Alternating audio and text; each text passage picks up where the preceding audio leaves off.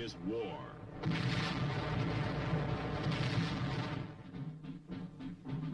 War and its masses. War and its men.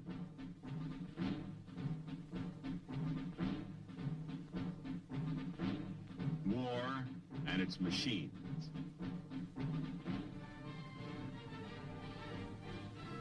Together they form the big picture.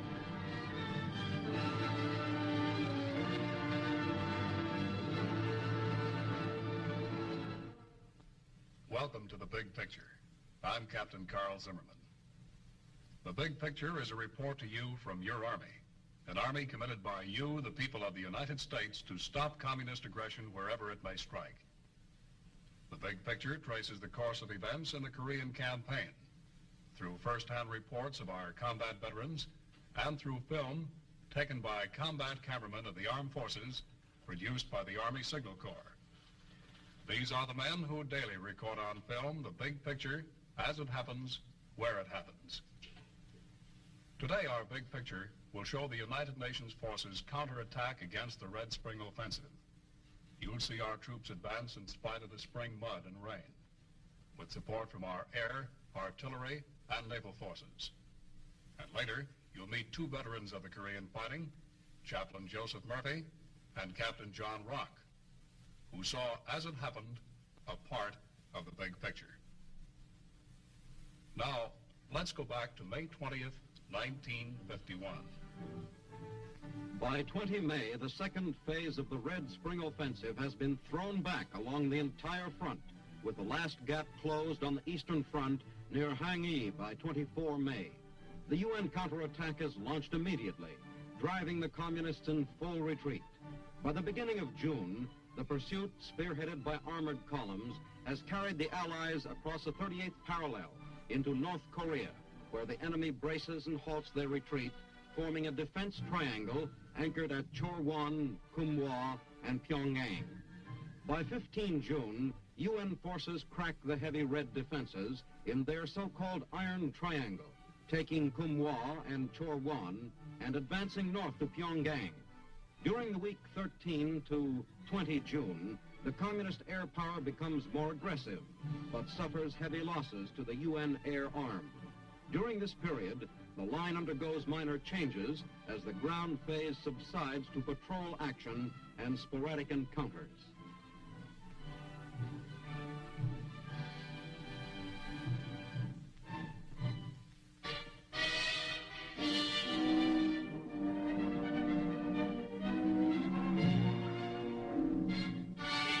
Allied units push northward along the entire front as the tide of battle changes decisively in Korea. A tank infantry force takes up the pursuit of the exhausted Reds, who bogged down in the second stage of their unsuccessful spring drive. The enemy, who has suffered huge losses in men and materiel, is retreating toward North Korean mountain strongholds. Withdrawing along a front of more than 100 miles, Red units find themselves under constant attack from the well-organized UN troops. Enemy lines of supply and communication are placed under continuous aerial and artillery bombardment. Here, the infantrymen prepare to blast the Reds from still another hilltop with coordinated fire and high explosive shells.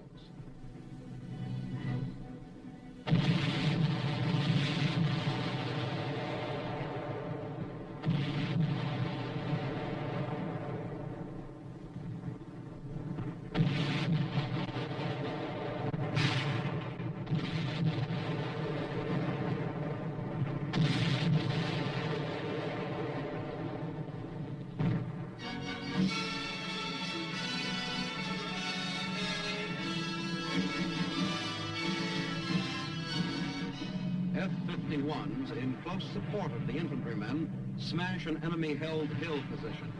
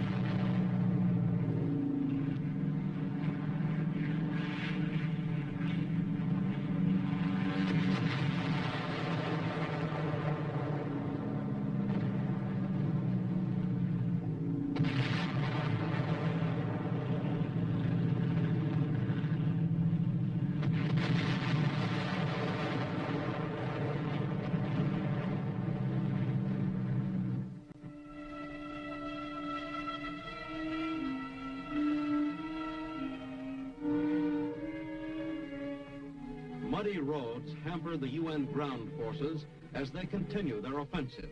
The rapidity of the UN advance has cut off many large red units fleeing the attack from the south.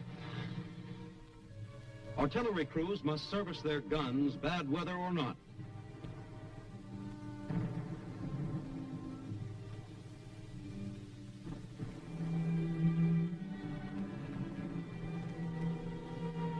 This unit, temporarily isolated from its supplies by a washed-out bridge, waits patiently while ammo is in the process of being delivered to its frontline position.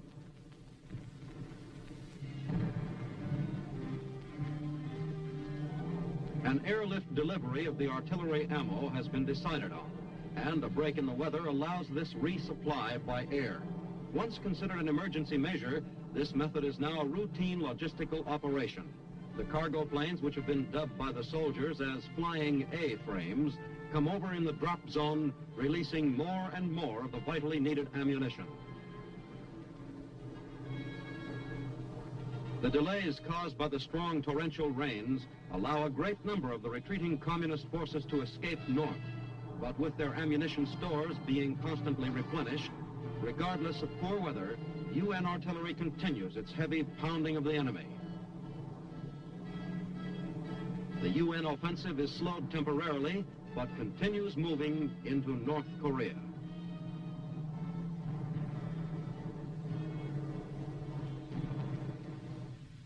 Up to now on our Big Picture program, we have told you how our soldiers are the best equipped and the best trained. Now we'd like to tell you how that soldier becomes the best informed. With me is Captain John Rock, who was a company commander with the 1st Cavalry Division in Korea, and is now with the Office Chief of Information Department of the Army in Washington. Well, John, tell us about this INE program. How does it fit into the big picture? Carl, the information and education program of the Army has as its objective to make our soldier the best informed soldier in the world and to raise the educational standards of the Army. Oh, actually, we have two programs here, the information and education. That is true. Tell us how this soldier becomes the best informed.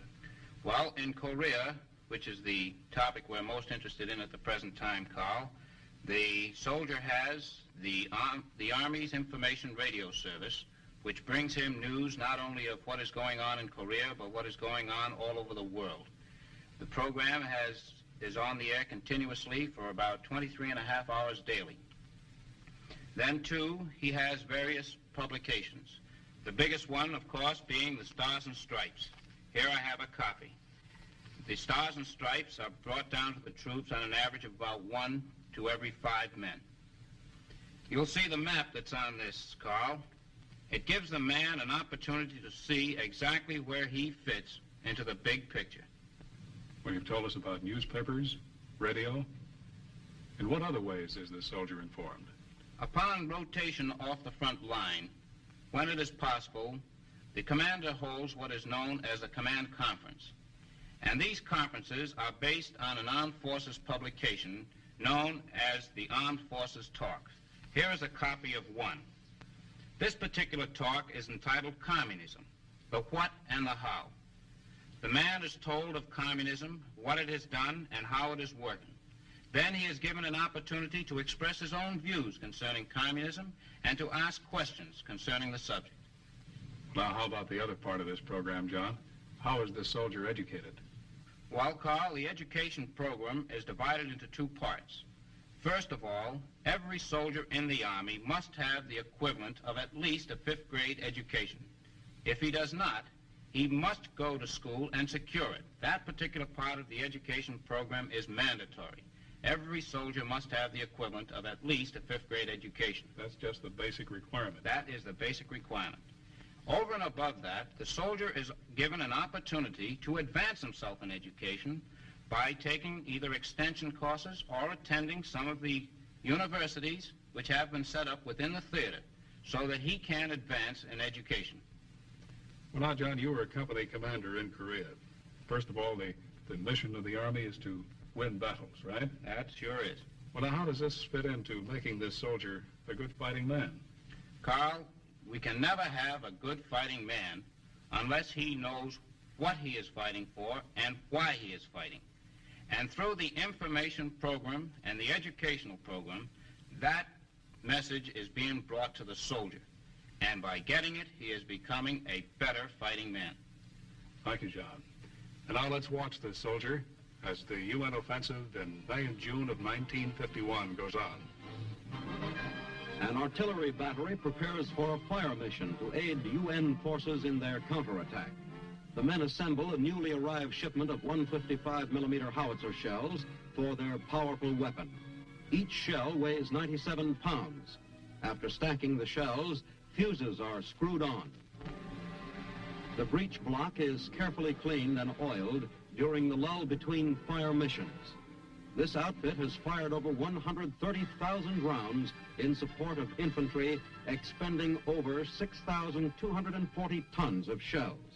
Here, the artillerymen adjust the equilibrator springs to balance the muzzle. Acting as a team, the men move swiftly to load the pieces. Last-second fire adjustments are completed, and the big guns go into action.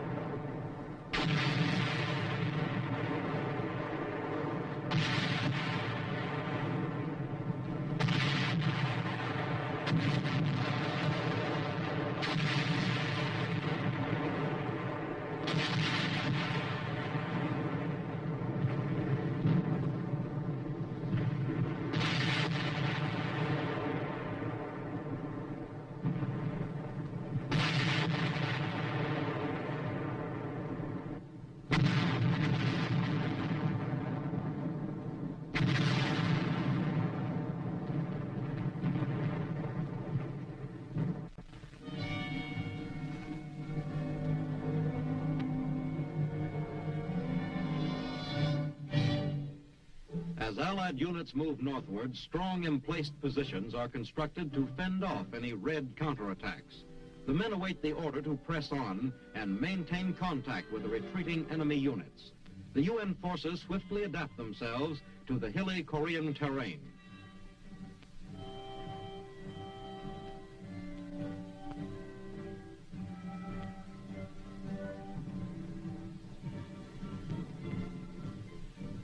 Infantrymen conceal themselves with automatic weapons in the deeply emplaced bunkers.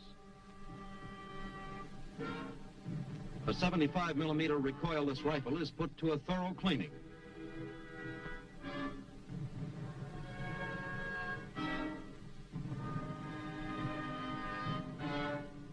Lieutenant General Frank Milburn visits front areas, getting a first-hand view of the pursuit of the fleeing Reds.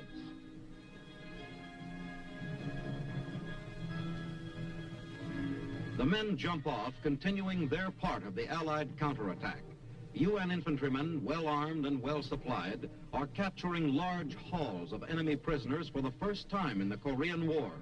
During this period, enemy prisoners number 10,000, more than 3 times as many as have surrendered since Red China's intervention. The enemy gives up rapidly the terrain it cost him so much to capture.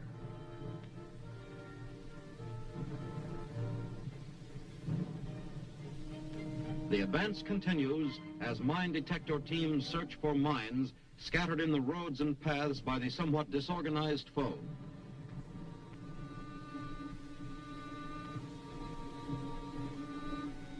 Out of curiosity, one soldier glances at a red surrender pamphlet purporting to contain pleas of captured UN soldiers. From an observation post, supporting fire is directed against red strongpoints. Mortars are set up and zeroed in.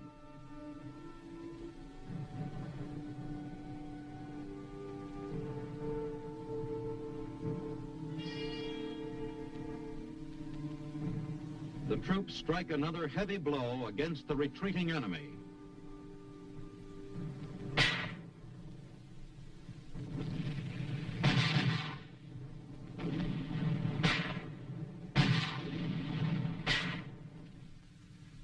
About this time, while the fighting was going on, there was a very popular Jeep rolling around the front lines that was called Life with Father.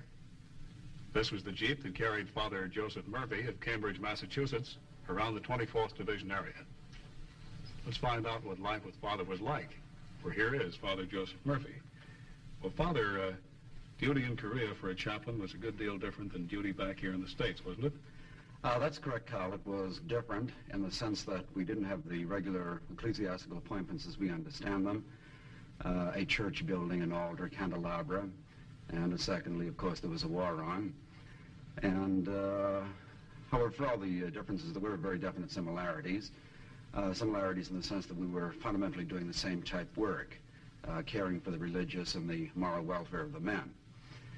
Again, back to the differences for all that there were, we did try to utilize whatever was available in order to make the men feel more at home in their religious worship. To give you a couple of illustrations, I recall at one time we had a near drop, and the men salvaged a red nylon parachute for me. We patched it together, and then we used to spread that over the hood of the Jeep when celebrating Mass. And again, we had a little gal friend in Korea. She was known affectionately by the soldiers as Our Lady of the Foxholes. And whenever we had a Mass or a rosary devotion, we'd give her a very prominent position. Well, Father, she seems to have lost part of her halo.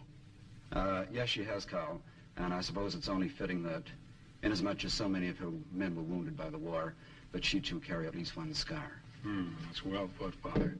Well, overseas, you got very close to your men, didn't you, Father? That's correct, Bob.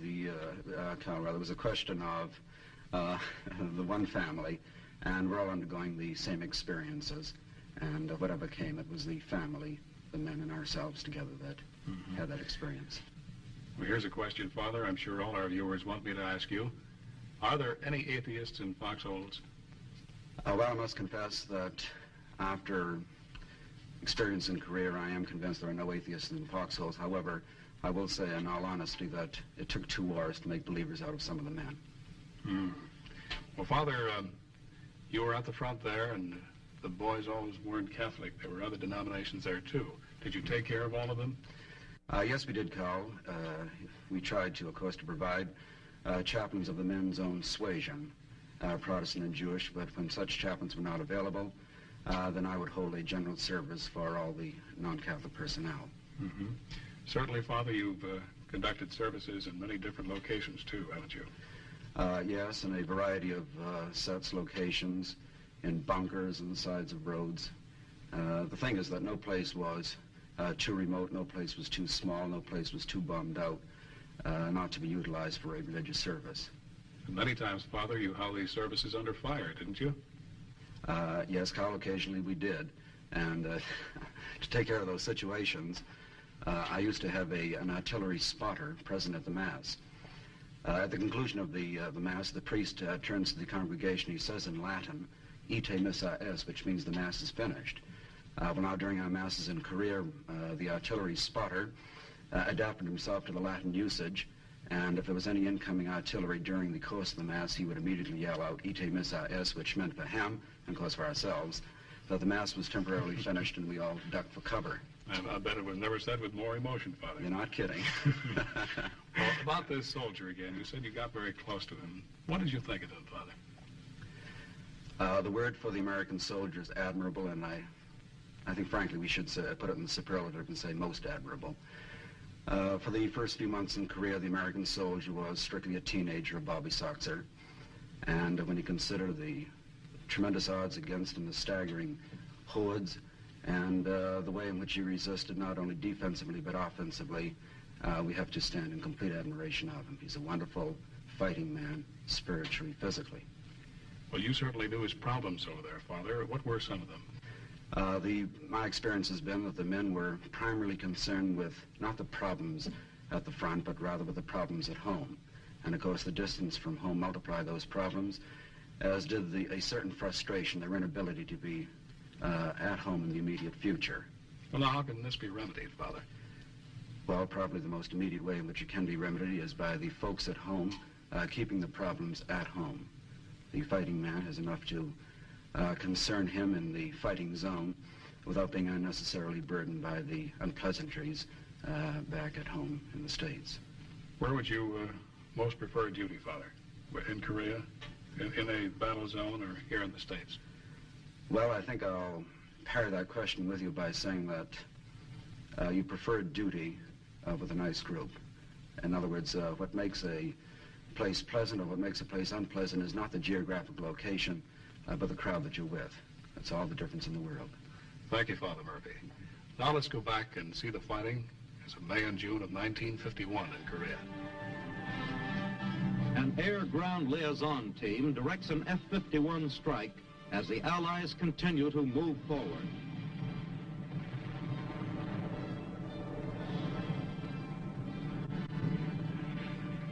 Talking directly to the pilots, the ground unit helps the planes pinpoint the target.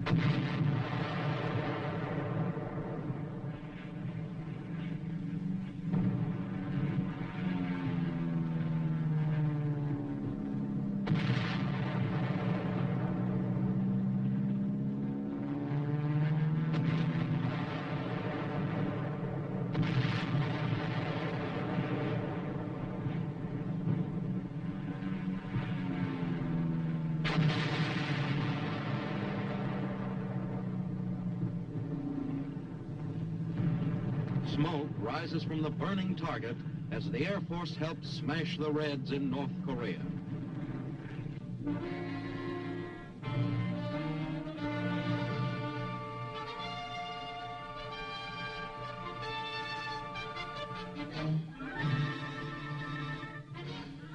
As the UN attack continues, Allied troops open fire with machine guns on an enemy-held area.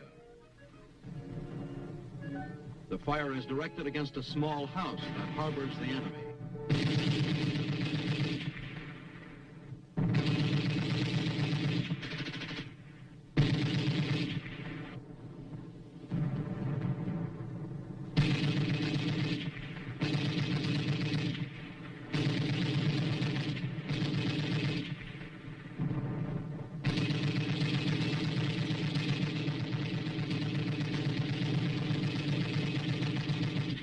Communist prisoners are taken as the troops move down into the valley. A wounded Red soldier is captured.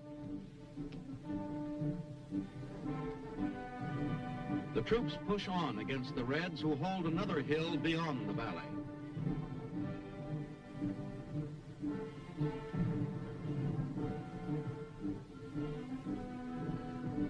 A powerful hail of steel is thrown into the enemy hill positions by quadruple-mounted 50 caliber machine guns.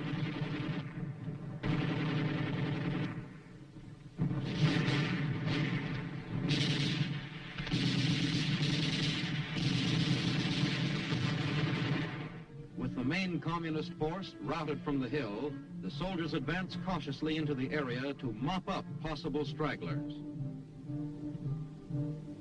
The men pause in their pursuit to have hot chow brought up to them in Marmite cans. The attack continues as the troops drive the last of the Red force out of the area.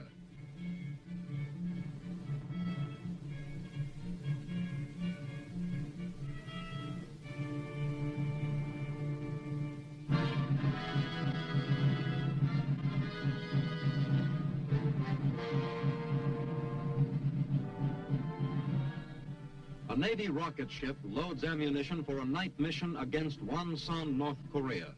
Purpose of the mission is to impede the southward movement of enemy troops along the coastal roads and blast Red supply dumps and communication centers.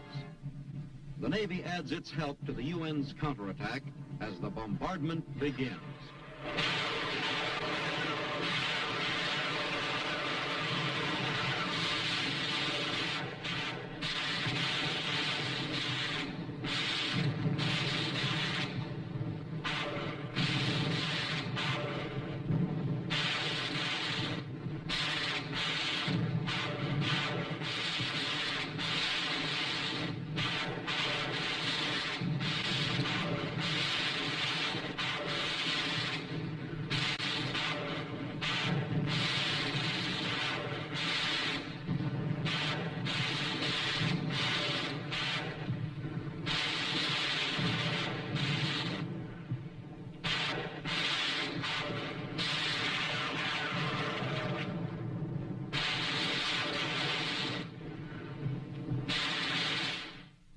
Those were the events that comprise the big picture from May 20th to June 20th, 1951.